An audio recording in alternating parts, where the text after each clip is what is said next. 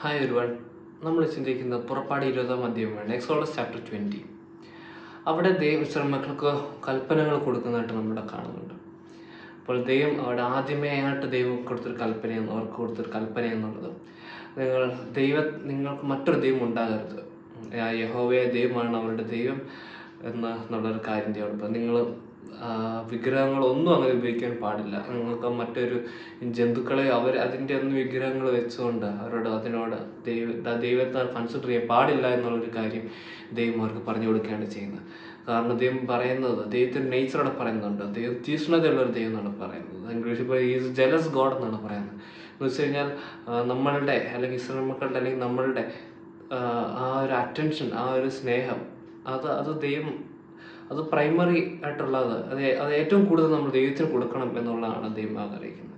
മറ്റെന്തും സെക്കൻഡറിയാണ്, ദൈവമായിരിക്കണം primary എന്നുള്ള ഒരു കാര്യം ദൈവം നമ്മളിൽ നിന്ന് എല്ലാവരിൽ നിന്ന് എക്സ്പെക്ട് ചെയ്യുന്നു എന്നുള്ള കാര്യം നമുക്ക് മനസ്സിലാക്കാൻ സാധിക്കുന്നുണ്ട്.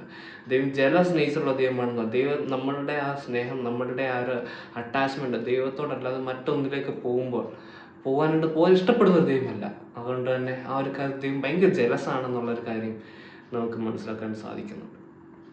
അപ്പോൾ ദൈവം പറഞ്ഞത്, ഞാനായിരിക്കണം നിങ്ങളുടെ സെൻറ്റർ ഓഫ് അറ്റൻഷൻ എന്നുള്ളൊരു കാര്യമാണ് ദൈവം അവിടെ പറയുന്നത്. അതുപോലെ തന്നെ ദൈവത്തിൻ്റെ കൽപ്പനകളെ പ്രമാണിക്കുന്നതിൻ്റെ ആവശ്യകത താൻ പറയുന്നുണ്ട്.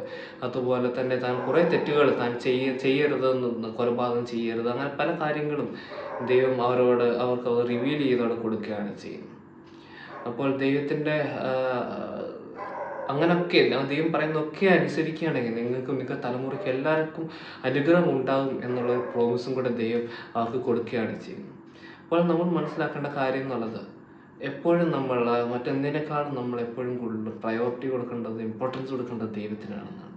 കാരണം ദൈവം നമ്മളെ അതുപോലെ സ്നേഹിക്കുന്നു. അതുകൊണ്ട് തന്നെ ദൈവം ആഗ്രഹിക്കുന്നതും നമ്മളുടെ സ്നേഹം, നമ്മൾ ഏറ്റവും കൂടുതൽ നമ്മൾ സ്നേഹിക്കുന്ന ദൈവത്തെ ആയിരിക്കണം എന്നുള്ളൊരു എക്സ്പെക്റ്റേഷനും ദൈവത്തിന് നമ്മളിൽ നിന്നുമുണ്ട്. അതുകൊണ്ടാണ് ദൈവം ജലസ് ഗോഡ് എന്ന് പറയുന്നത്. ദൈവം മറ്റൊരു കാര്യം നമുക്ക് ഫസ്റ്റ് ആയിരിക്കാൻ പാടില്ല.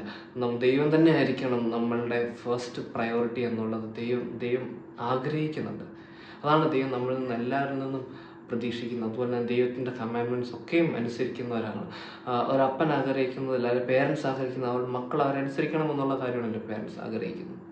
അപ്പോൾ അതുപോലെ തന്നെ ദൈവം ആഗ്രഹിക്കുന്നു, ദൈവം പറയുന്ന കാര്യങ്ങളൊക്കെ നമ്മൾ ചെയ്യണം, ദൈവം പറയുന്ന നമ്മൾ അനുസരിക്കണം എന്നുള്ള കാര്യം നമുക്ക് മനസ്സിലാക്കാൻ സാധിക്കും. അതുകൊണ്ടാണ് ദൈവം ജലസ് ദൈവമാണ്. ദൈവം നമ്മളെ ഒരുപാട് സ്നേഹിക്കുന്നവരാണ്. ദൈവത്തിൻ്റെ ജലസി എന്നുള്ളൊരു കാര്യം നമുക്ക് അവിടെ വ്യക്തമായിട്ട് കാണാൻ സാധിക്കും. അതുകൊണ്ട് നമ്മൾക്ക് ഇന്നത്തെ ചിന്ത ദൈവത്തെ കൂടുതൽ സ്നേഹിക്കുവാനായിട്ട് നമ്മളെ ഇടയാക്കട്ടെ. അതിനായിട്ട് ദൈവം നമ്മളെ സഹായിക്കട്ടെ. ദൈവത്തിൻ്റെ നാമം മാത്രം മാറട്ടെ.